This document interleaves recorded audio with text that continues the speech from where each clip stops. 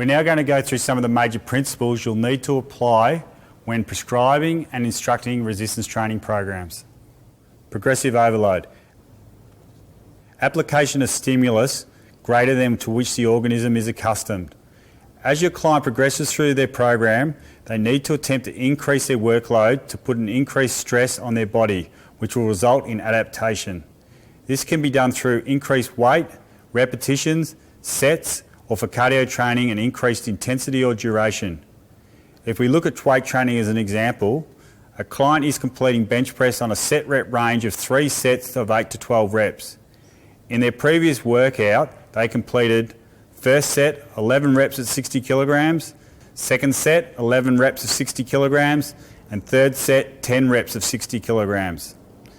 For their next workout, they should attempt to perform 12 repetitions to increase the stimulus. Once a client has reached the upper range of their repetition limit, they should then increase the resistance and return to the lower end of the repetition range. Meaning, once the client can comfortably perform sets of 12, they should increase the weight from 60 kilograms to 65 kilograms and reduce the repetition range back to 8 repetitions. Too often progressive overload isn't properly applied. As a gym instructor, I used to often pick up programs and see that over the course of 2 or 3 months, participants had neither lifted their weights or done extra repetitions.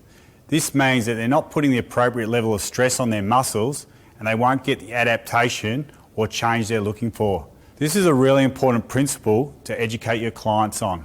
And this leads me to the next concept, which relates to working to failure. Working to failure describes the concept of completing repetitions in a set to the point where you don't feel you can push out any more reps due to a muscle failure. By doing this, you will optimally recruit muscle fibres and put the appropriate stress on the muscle. The muscle will then respond to the stress that has been placed upon it by undergoing hypertrophy and getting stronger. Unfortunately, this concept is not always very well applied.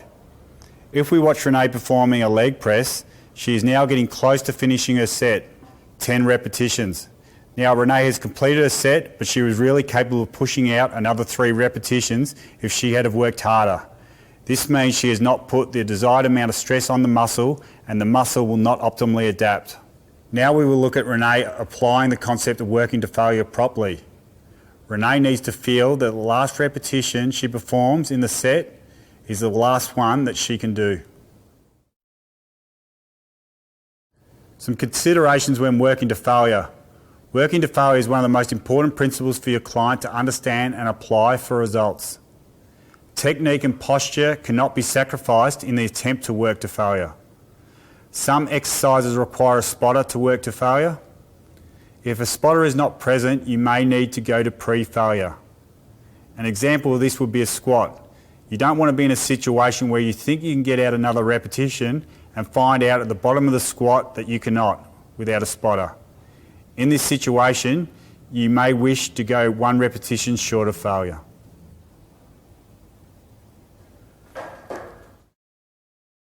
Specificity. Adaptation produced will be specific to the nature of the stimulus. If your client wants to improve as a 100-metre freestyler, you would develop a program that is specific to your event in relation to muscles, movements, fitness components, and energy systems. Reversibility. Non-continuance of the stimulus will result in the organism returning to pre-training levels. As an example, an individual who has increased leg press strength by 50% over 10 weeks stops training altogether. After 10 weeks of not training, they will have lost 50% of the strength gained. After 20 weeks of no training, they will have lost all the strength gains achieved. Frequency. This relates to the number of sessions a person performs in a given period of time. When discussing frequency, we normally break it down to over a period of a week. The frequency of sessions in a week depends on experience, goals, intensity, and availability. In relation to this last point, time availability is a very important factor that needs to be considered that is often overlooked. In a perfect world, you'd love all your clients to be able to work out every day doing split programs. But imagine a busy mother who's running a business but also has family commitments might only be able to get 3 workouts in per week. So we really need to consider their client's time availability.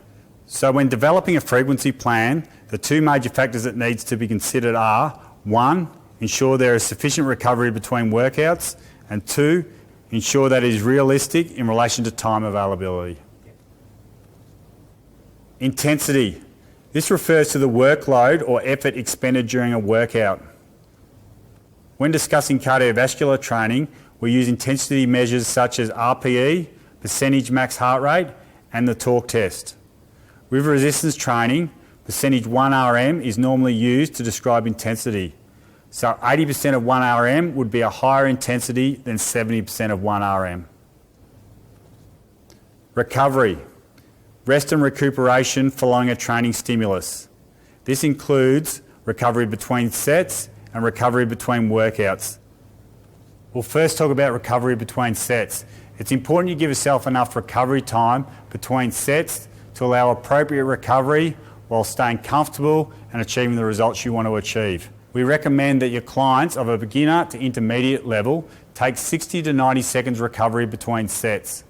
What this will do, it'll allow them to minimise lactic acid build-up, it will allow for some neural recovery, and also allow them to remain comfortable throughout their weight training. This is also reasonably time efficient. Some advanced trainers may take 5 minutes recovery between sets. While this can be great and provide some extra recovery, for a time-poor person it's just far too long. Recovery between workouts is very important. Without it, you will not achieve the results you desire. 48 to 72 hours is the recommended recovery time for beginner to intermediate clients. Clients that wish to train more often than this need to consider a split program, which we will discuss later. To further highlight the need for recovery, we will discuss what actually happens to your muscles during and after a workout. As you can see in the diagram, a resistance training stimulus results in fatigue and minute tears to the muscles trained. During the following 48 to 72 hours, the muscles go through a compensation and supercompensation phase, where the muscle tissues repair, recover, and adapt to levels above the level before the training stimulus. This way, the muscles continue to get stronger. If you don't allow enough recovery time, you will not allow proper compensation and supercompensation, and your muscles will not develop optimally. It is important to educate your clients on this principle, as some individuals are over-eager and train too much without sufficient recovery. It is important you understand your client's goals so you can manipulate their program accordingly. The table on the screen summarises how you can manipulate the variables for the major training goals. As you can see in the table, with strength training, the resistance is heavier, meaning the reps will be lower. The neural demands of strength training will require longer recovery. Endurance training requires more repetition and focuses on slow twitch fibres, so the resistance will be lower. Remember, a very high majority of your clients will be looking for hypertrophy unless they have specific sporting goals. You may wish to pause this screen to further analyse this table.